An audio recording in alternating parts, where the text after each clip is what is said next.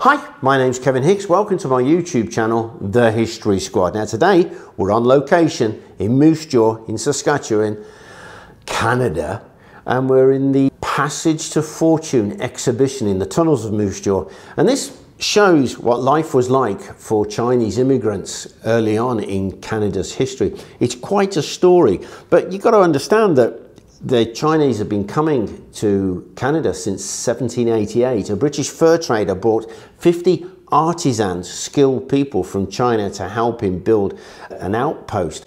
But it's then when the building of the Canadian Pacific Railway, 1881 to 1884, when 17,000 Chinese workers were brought across the Pacific from China to build the railway through the Rocky Mountains. Now you think about that. These are Chinese laborers with their ordinary clothes, canvas pumps, are going to build the railway through the Rocky Mountains. The Chinese laborers made up 3/4, I understand, of the workforce of the men who are going to do this. They're going to really change the history of Canada by building this railway. You have 17,000 Chinese workers. They were regarded as just disposable workforce. Anything up to 2,000 plus Chinese labourers died constructing the railway through the Rockies, blasting with dynamite, moving the rubble with their bare hands. Many of those who were killed are still there, simply blown to pieces. And it's a tragedy. But when it was all over, the Canadian Pacific, they had an agent who had promised that the workers would then be returned to China, but they reneged on their promise, and these Chinese workers found themselves stranded. And you've got to understand that these guys had left their wives and children behind in China to come and try and make some money, return a bit more affluent, but now they're trapped. So what they do is they move east and they come to Moose Jaw. In fact, Moose Jaw had one of the largest Chinese communities in the whole of Saskatchewan. Now, I did ask the question of the folks who work here, why did the Chinese labourers come east? Why did they leave British Columbia, BC? Well, apparently after the railways were complete, there was this massive community of course, mainly male Chinese workers, and the white people there, the locals, they hated them, and there were rallies to get rid of the Chinese workers, send them back, all these kind of things. The yellow peril, they called it. And it was really quite harsh. So men, to escape this hatred, moved east and settled both in Saskatoon, where I live, and here in Moose Jaw. As part of the tour in the tunnels here, it's a steam laundry. And as you come in, you think, oh, it's a Chinese laundry, but actually it's not. It's owned by a British individual, and he employs Chinese as labour.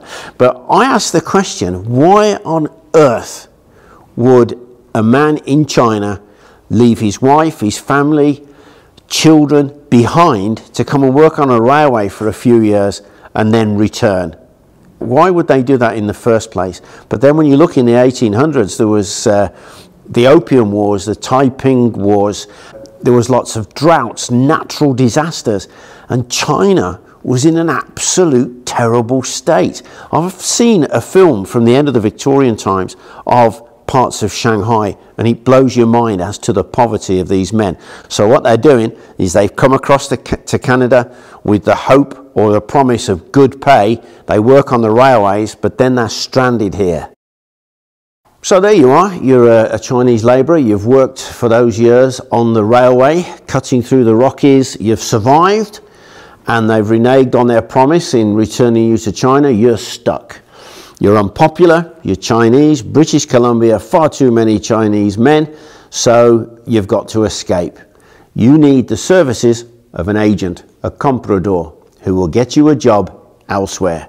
You end up moving east, you come into this laundry here, and you are employed by Mr. Burrows, the guy who owns the laundry. Now, you've got a problem, because you've got to pay back that agent's fee, the comprador, and you've got to pay for your food and your accommodation. So you're going to lose half your wages.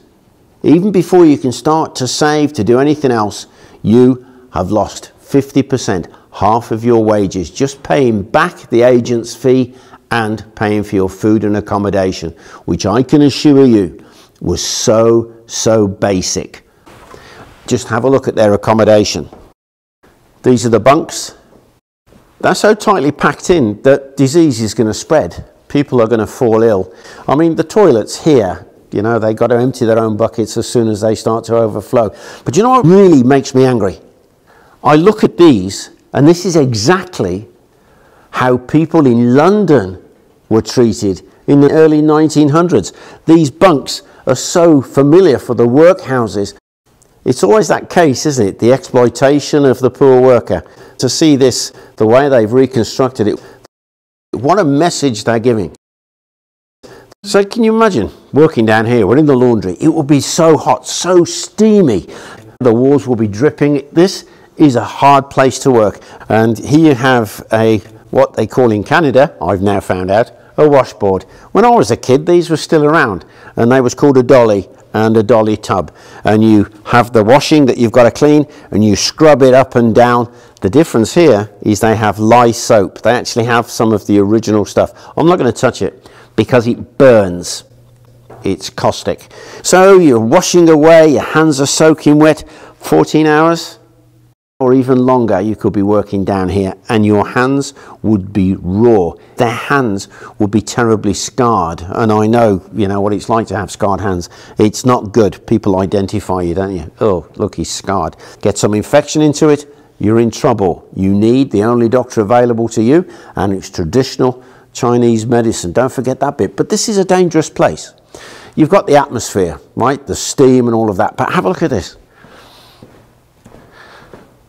Once the clothing has been cleaned and rinsed, you've actually got to put it through the mangle, as we call it. These are dangerous. You've only got to get your clothes caught in there. You can actually injure yourself. But I, as a kid, used to do this for my grandmother, and I caught my hand in there once, and boy, did it hurt. In fact, they had to change the way these worked and have them so pressure could come off as soon as a hand went underneath. And then to top it all, over here, you've got the irons.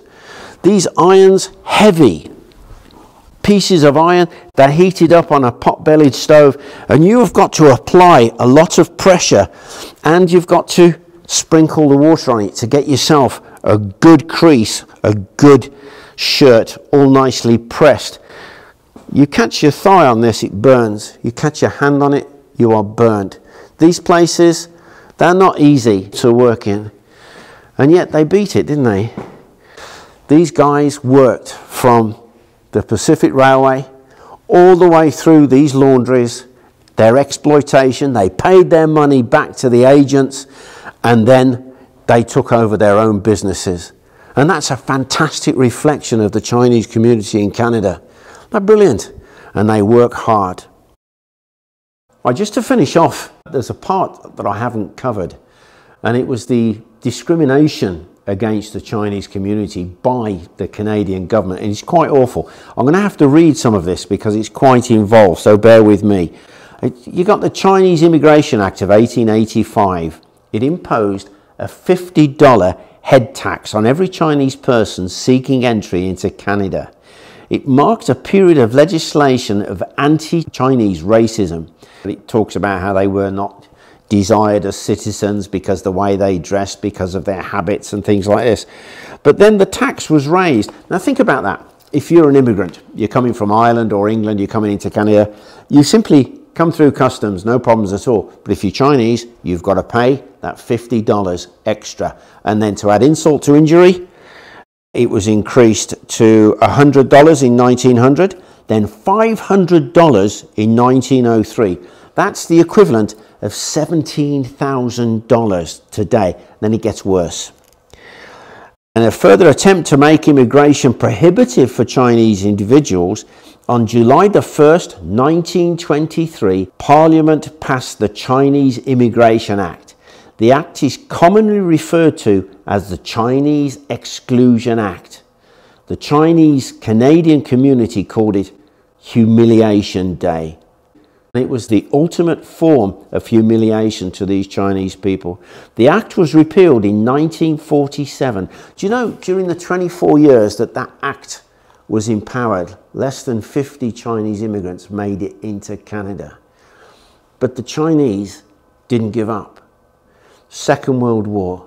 The Chinese community, both of Saskatoon and Moose Jaw, purchased more war bonds than anybody else. They raised money for the Canadian war effort. And after the war was over, people found out about this. And they realized that this Chinese community weren't just these Chinese immigrants. They were, in fact, Chinese Canadians. Well, I hope you enjoyed our little video on the passage to fortune here at the tunnels of Moose Jaw. Just to let you know, as you finish the tour here, some of the people, I was observing them earlier on, are looking, you know, oh my goodness me, this went on. But what the guides actually tell you is we don't tell you this to make you unhappy, to make you sad. We tell you this just to give you the history of actually what went on in our country. And I think that is great. So, anyway, back to basics. If you liked our video, like, share and subscribe. And don't forget to turn on that all notifications button because you just don't know what's coming on down the line. But before I go, a couple of Patreon members, Joseph Sullivan and John Pessoa. Hey guys, thanks a million. See you all soon. Signing off from Moose Jaw.